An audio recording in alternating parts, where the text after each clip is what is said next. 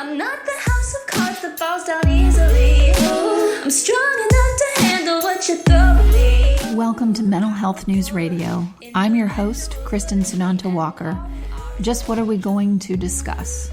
The intimacy that is mental health. Let's continue to make it as comfortable as discussing brain health or heart health. This show has been on the air for several years and we have amazing co-hosts. And then we created a network of podcasters on mentalhealthnewsradionetwork.com, a place where every possible facet of mental well-being can be talked about openly. My show, after several hundred interviews, the format is this: intimate, deep, funny, touching, sometimes uncomfortable, but always vulnerable conversations with interesting people. The goal is to have you, our listening family, many of you who have become my good friends, feel as though you are listening in on private conversations. Thank you for tuning in and becoming part of this amazing journey with me, and now with our network of podcasters. Just knowing this podcast might be helping any of you realize you are not alone on this journey called being a human being makes doing this podcast worth every second. After all we promised, we'd be cordial. Hey everyone, Kristin Walker here. I have a great guest. He's a longtime podcaster on the network. Took a little sabbatical, which was much needed, but now he's back with our first responder show, Rescue the Rescuer, my buddy, Stephen Kavalkovich. Hey, Steve. Hey, what's going on? How are you? I'm good. I'm so glad that you're recording again.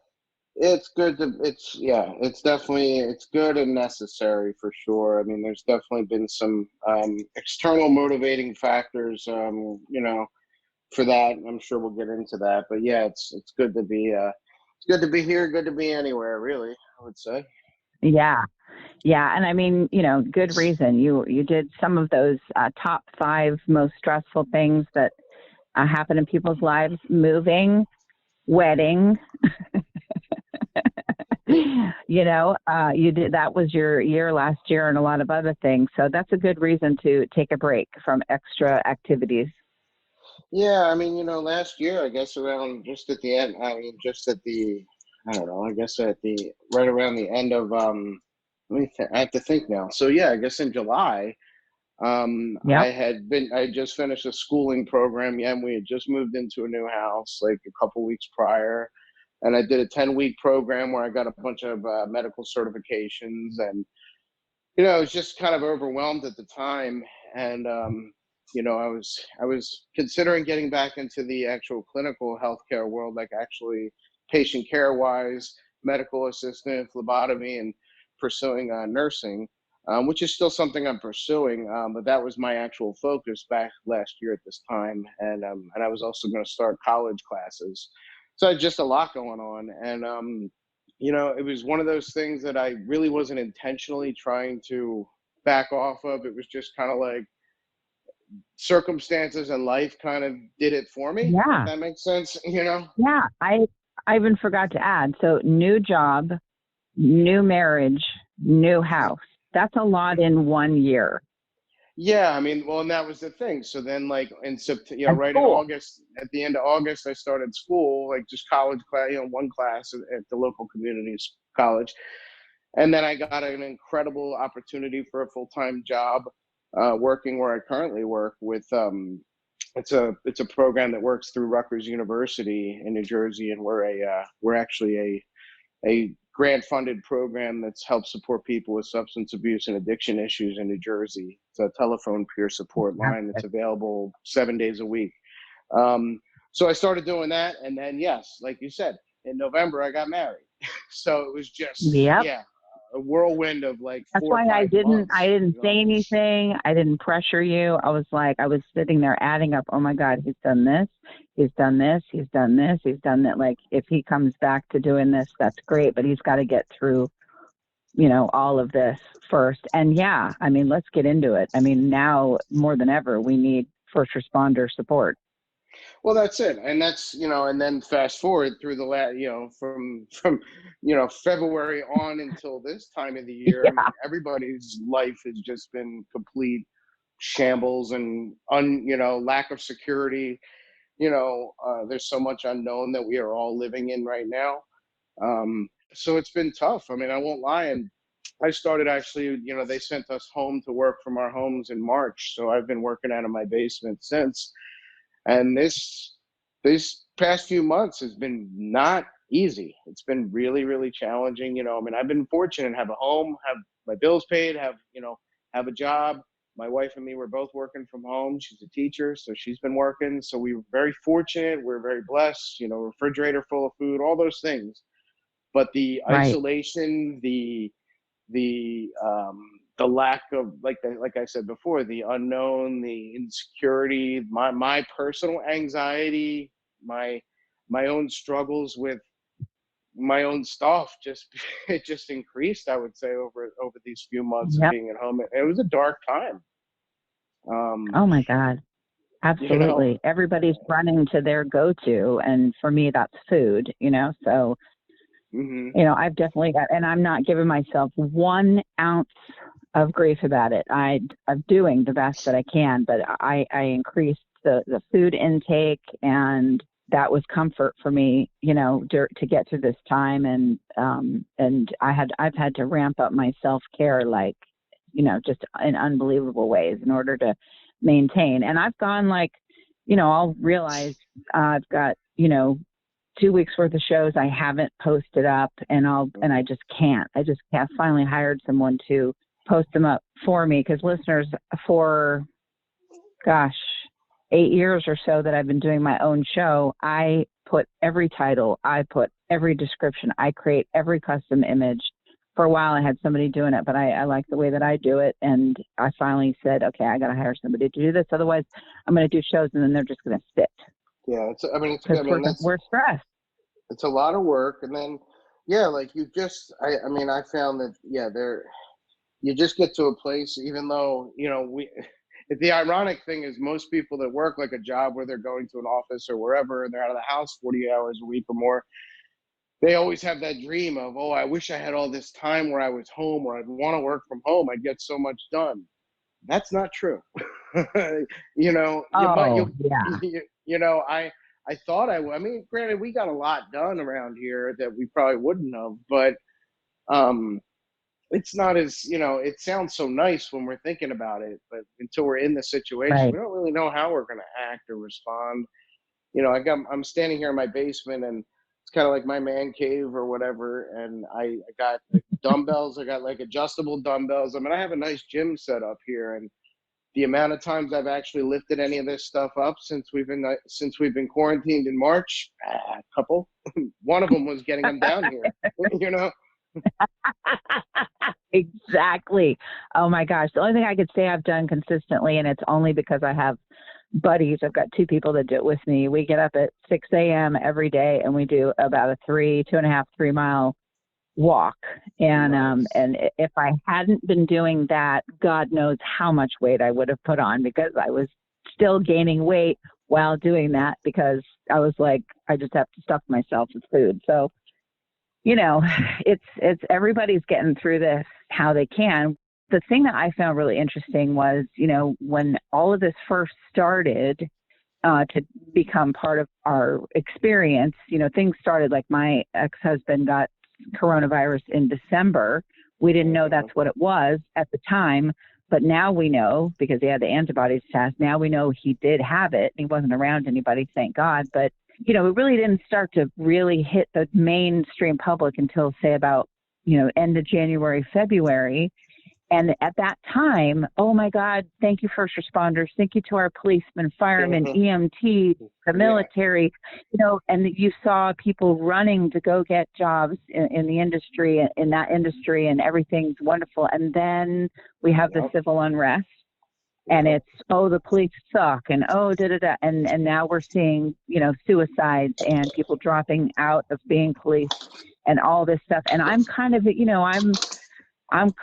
I have to be careful, and I am careful for good reason, because some of my best friends, and some of them are people that you've introduced me to, are first responders on this network. So I'm never going to go out and say, screw the police, because that's not, these are human beings.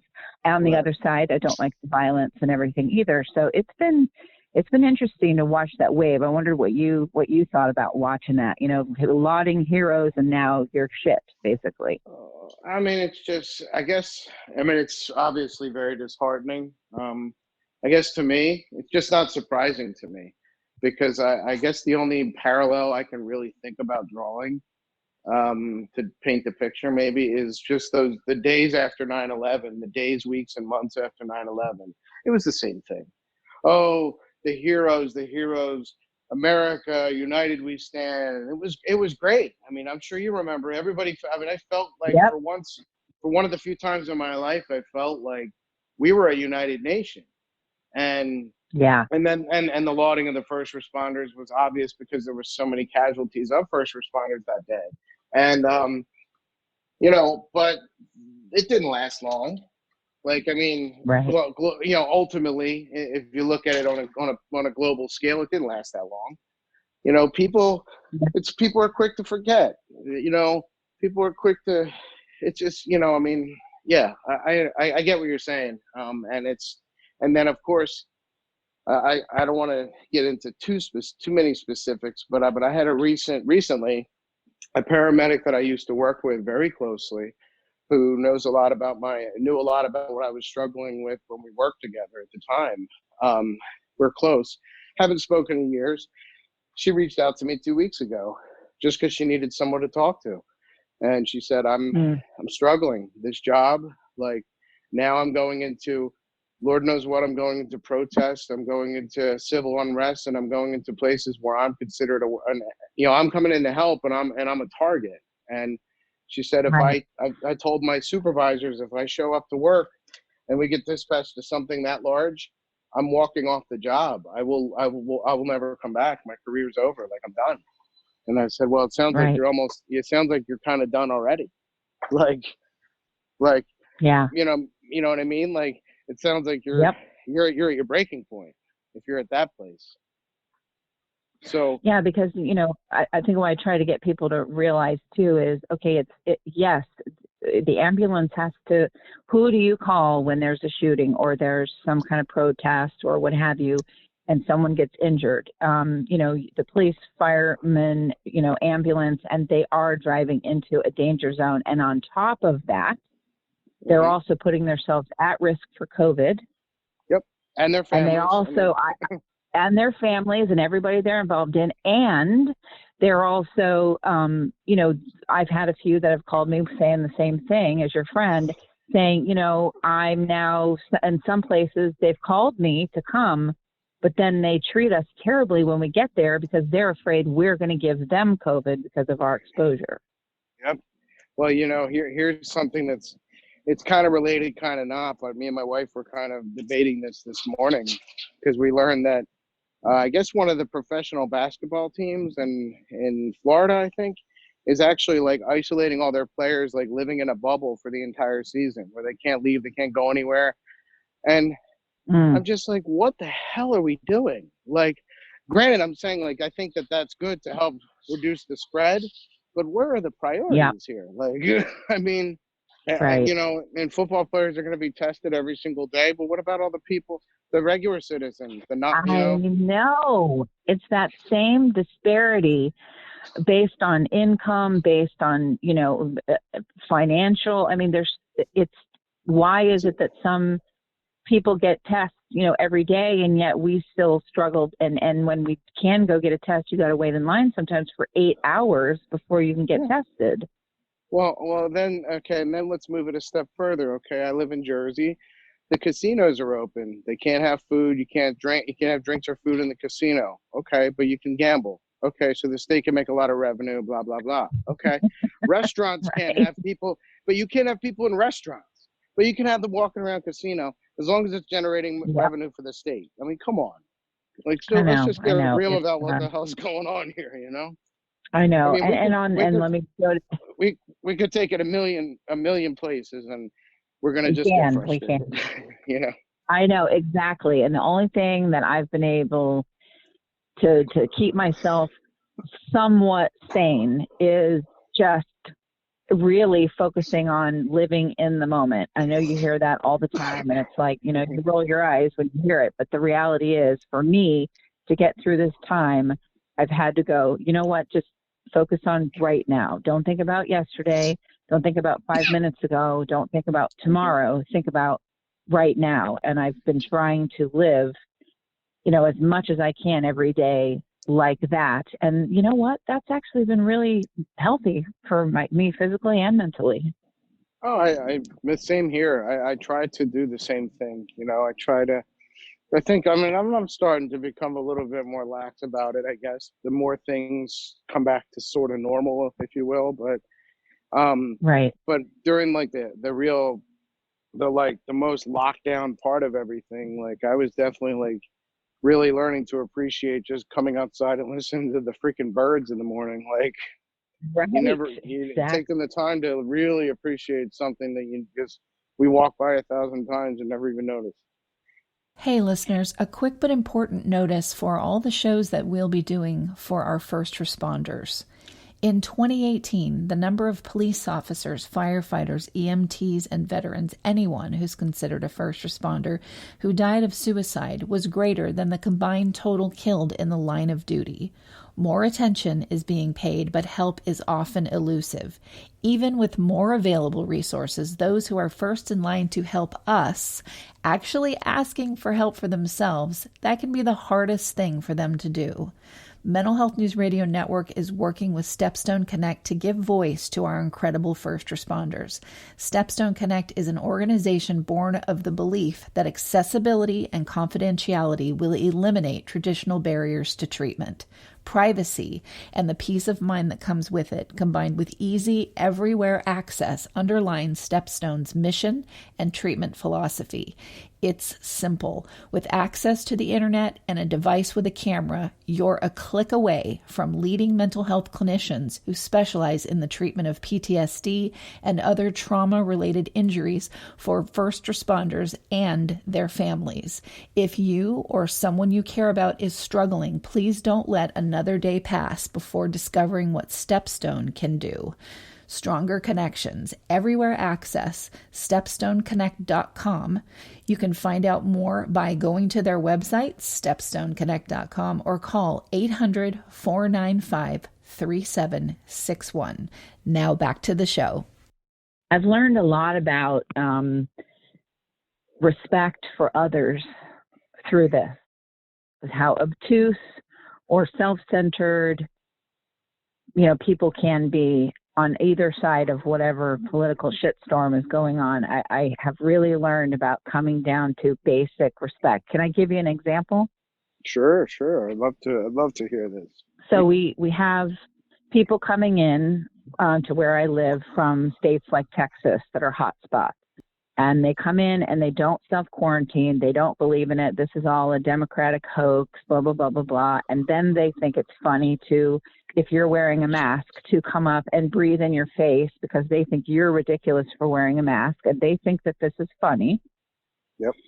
And then do other things that are just rude, like blather on about politics in front of people's houses or in every conversation where people are talking about flowers and then they got to bring up Trump is wonderful and, you know, Black Lives Matter is an Antifa scam led by the left. And it's not me to go and tell people this is what you need to believe. I'm not a proselytizer, or I have been about other things, but that's not how I choose to live. But I've just been noticing this just outright lack of respect just for your neighbors. And I'll tell you what was interesting. We were out talking, and again, somebody comes up and starts going on about all the things that they know most of the people standing around don't want to hear about because we've had enough, and they don't know what anyone else's political stance is, but they got to prattle on about their stuff. Sure. And I walk away from those conversations. I just say, I don't want to hear this. I'm out. Everybody have a good night. And I leave because I'm not going to stand and argue with nonsense. And not that what they're saying is nonsense, even though I think some of it is, but just that this nonsense behavior that's so disrespectful.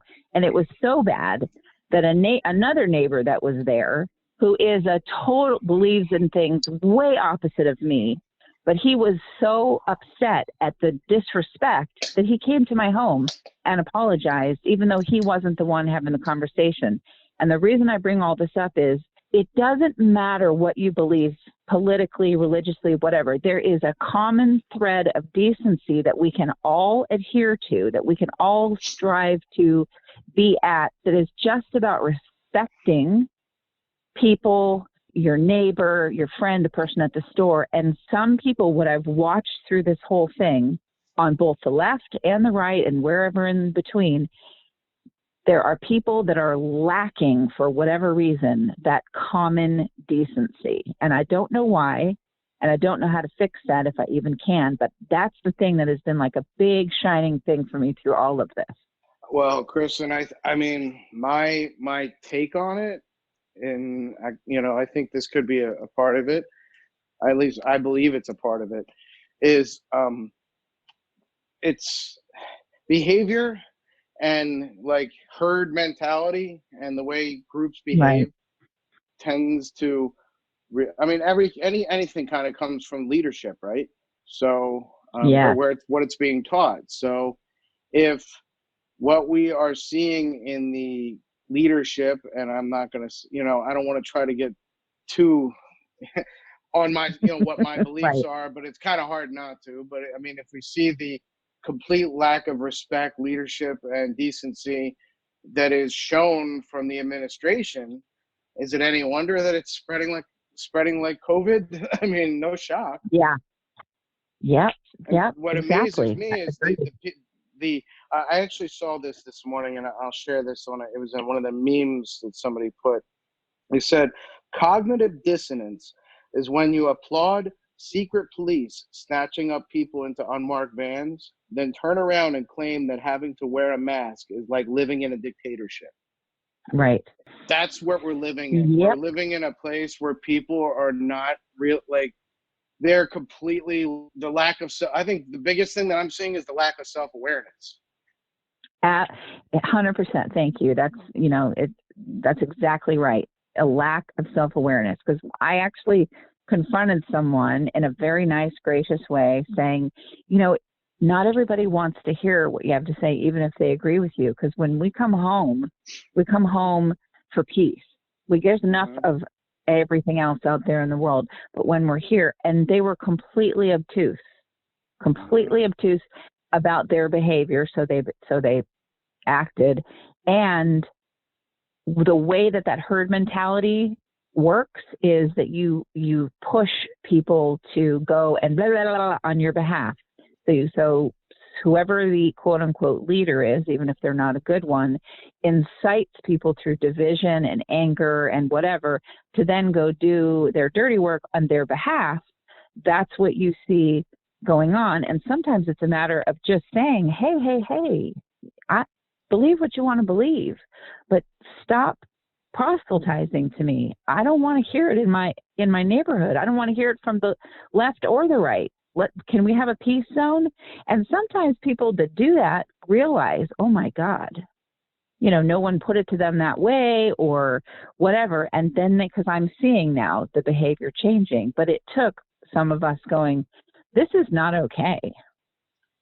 Well, I think that's a really interesting way I think that's a great way to tag this episode, that like globally, we are just not okay. None of this that's happening at all is okay. None of it. Yeah. Like that's all I could say. Like everything, I do believe that you need to have severe shakeup to have change. There's no question about that. And I think do I think that this is the end times and the apocalypse and the end of the world and the sign of the beast and all that? I don't know. It might be. Right. It very well might be. But I'm going with the fact that this is just another cycle in history of the world of, humans doing shitty things to humans, and to the point where they destroy each other enough to where they finally say, holy crap, we're destroying each other enough so much that maybe they have that epiphany. That's all I can hope for. Yeah, that we go, oh, maybe we should do things differently. It's such a cost to hurt other people, especially intentionally. It costs you nothing to be kind. You're right. And I mean, and I wanted to just tell you this, like, and I've said this a lot, and this is one of the reasons I've been more motivated and personally motivated to take the torch, start running with the torch of the first responder mental health advocacy world and podcasting, is because I have seen such an increase in the last, I'll just say the last 4 to 6 weeks, of people like joining the first responder support group on Facebook that I started a couple of years ago. It's like the numbers are increasing every single day. I'm getting old coworkers I used to talk to, or people that have friends that are struggling, that are first responders, et cetera, et cetera. So it's like, it's all the signs are kind of pointing to, like, you should, you could sit at home in your basement and work your job and live your life and not make, and not make any waves. Or Right. you could use what you already started and you've been doing for a long time, and like just catapult, this is, this is our time. I mean, more than ever. Yeah, like, who's gonna make fun of somebody, really, a first responder, for getting, speaking up about? Nobody's gonna make fun of them now. Nope, not at all. Not the level of except for really far gone unaware people. But it's I've seen it too. I mean, we've had this huge uptick in, people asking for help. And I'm talking about dyed to the wool. You don't share your problems. I'm tough, that all going out the window. Someone that's carried that whole mantra their whole life. And now they're like, oh, okay, it's okay to ask for help. And you know why? Because they see other people doing it. And then they feel, okay, I'm not going to, I can do this. Someone else is doing it too. And that's why we do what we do. Right. And, listen, Kristin, we got, what's today's, July 27th. Well, from what I understand, a lot of that extra unemployment money that's been going on for the last few months, cuts at the end of July. And I am just anticipating a significant increase in the unrest, that's happening, because people are going to become more desperate. The wolves come knocking at the door. The bill collector, all the banks that were real nice during COVID at the beginning. Oh yeah, we're going to be working with everybody. They're going to start wanting their money. Landlords, and and that's what I'm like I said, I feel very, very, very fortunate that we're not, barring some major catastrophe, going to be in that position. But I'm afraid for a lot of people. I'm afraid to see what's gonna transpire in the next coming weeks and months. Agreed. Then you read about countries like New Zealand that completely closed everything down, did everything, a lot of things the right way, and every citizen got $7,000 deposited in their bank account to ride them through this time. And they have the lowest.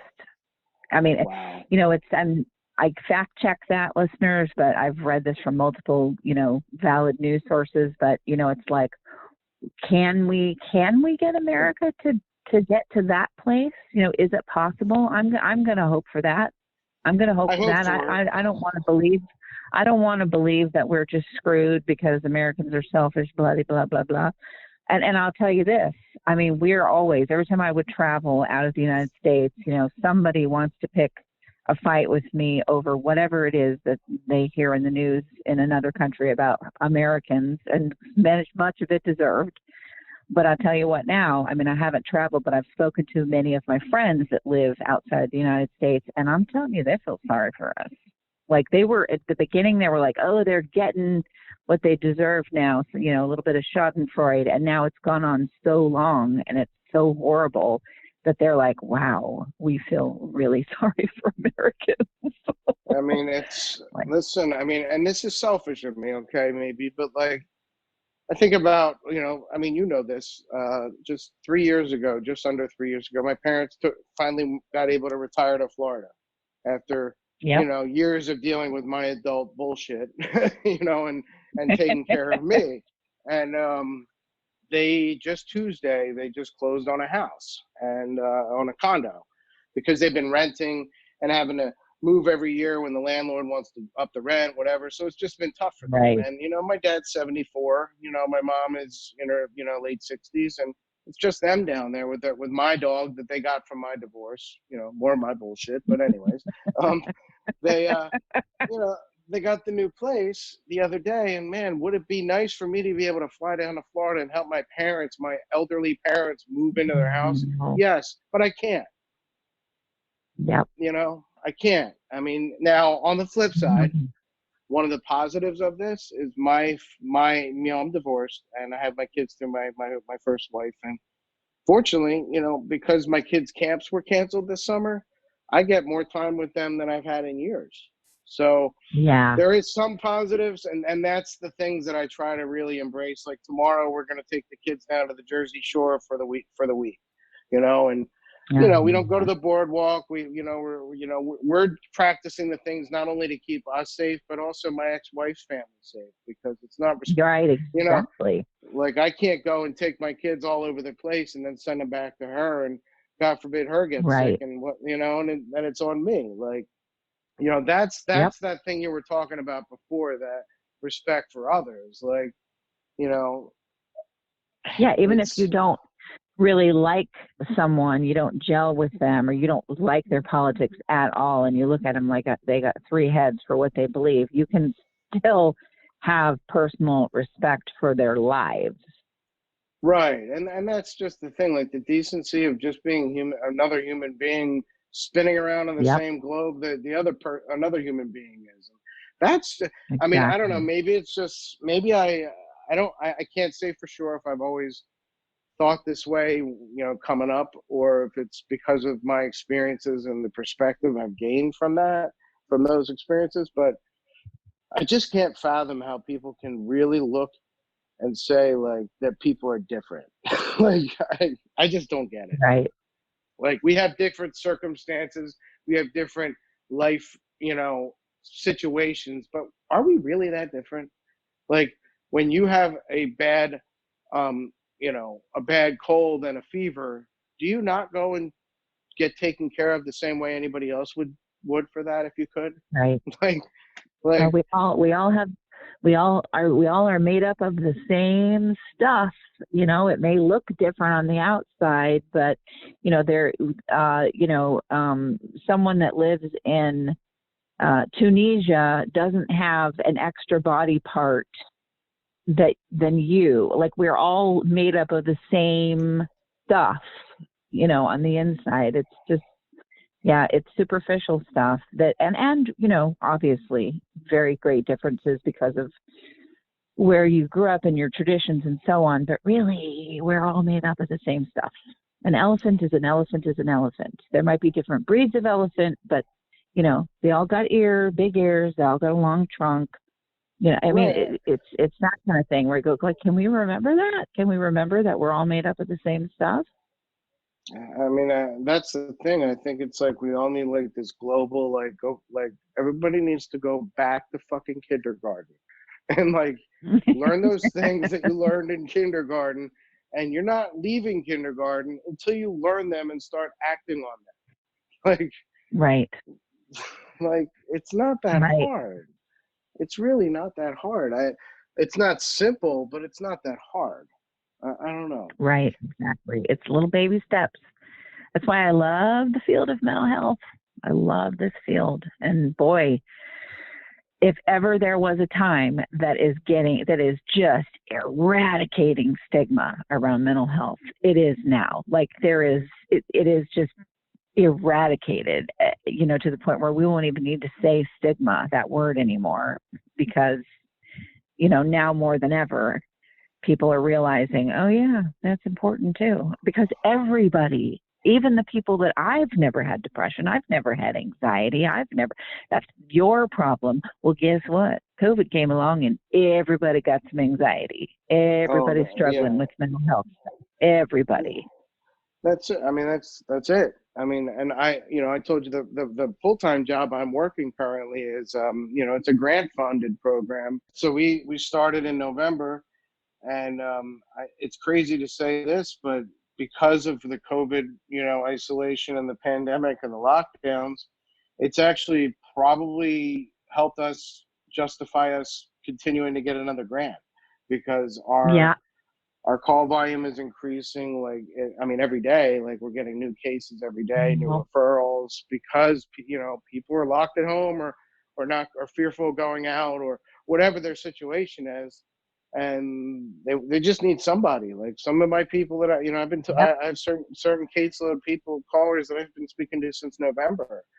Um, and it's interesting to see some, the effect that this has had, and it's just the ripple effect on everything. I mean, I have a client who's on a methadone program doing really well. She was in, her parent, her Department of Youth and Family Services, like, separated her from her kids due to her addiction and everything. And she's doing really well. And they were they were scheduled to get her kid back, have the hearing, but then COVID happened and everything got locked down. So she didn't get to see her kid for like 4 more months.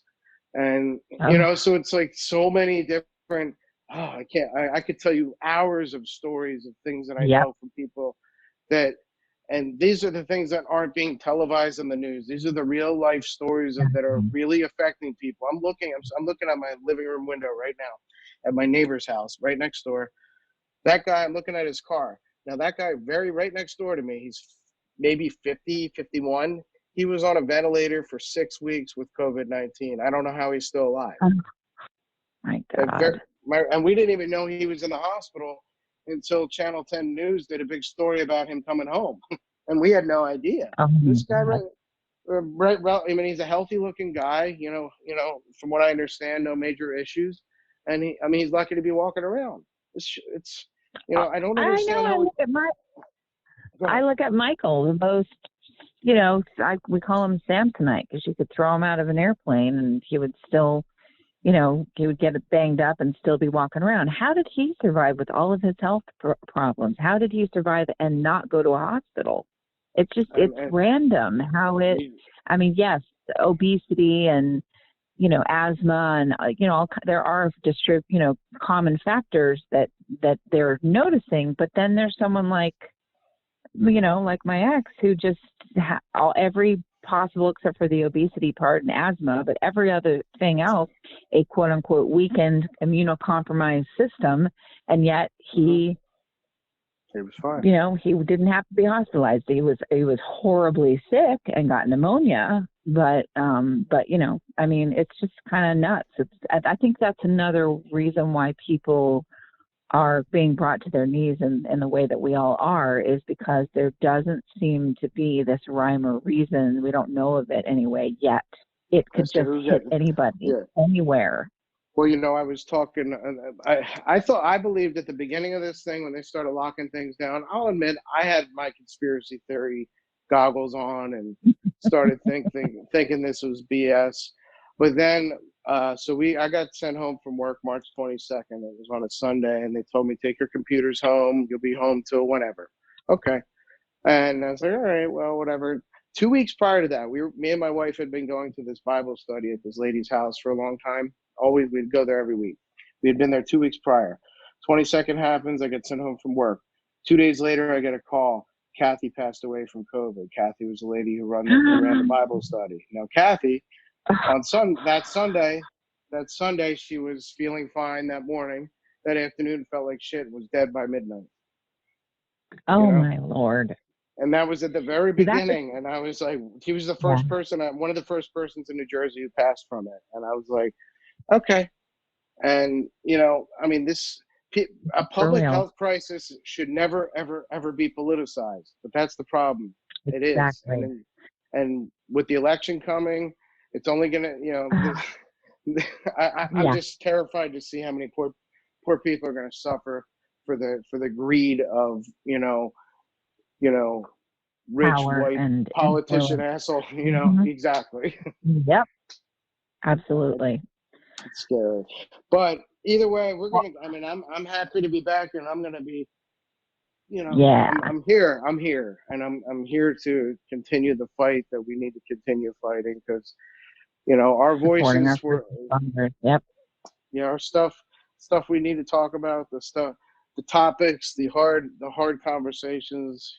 People need to be listening, and people need to be hearing it. And Exactly. it's not going to do any good sitting at home and not saying anything. That's for sure. Absolutely. And you and I would never be accused of having nothing to say. That's for sure. That's for sure. I have tamed it down quite a bit over in the last year. That's one thing I've been working on. That's another thing too. I don't think I shared that is, I recognize you mentioned self-care earlier, and during this past year, it's a lot of what I'm nowhere. Don't believe me. I'm nowhere arrived. I haven't arrived anywhere yet, but I started, I started making sure I was going to counseling, therapy once a week, and I've been continuing that all throughout the pandemic. And it's one of the things that helped me hold on in certain days. So, Absolutely. 100%. Don't neglect the importance of that for anybody. Anybody just having somebody to talk to. I don't care who it is. Just find somebody. Exactly. Therapy would be maybe optimal, but anybody, just find somebody. Yeah, absolutely. Well, I'm so glad, listeners, you can look for Rescue the Rescuer on all your favorite podcast apps. It's everywhere: iHeartRadio, iTunes, Google Play, whatever you like to use. Make sure you tune in. Stephen Kavalkovich is back, and we are so, so happy. Thank you so much, Stephen. Thanks. Thank you so much, Kristin. Good to be back. Take care, everybody. And remember, you're not alone. Reach out.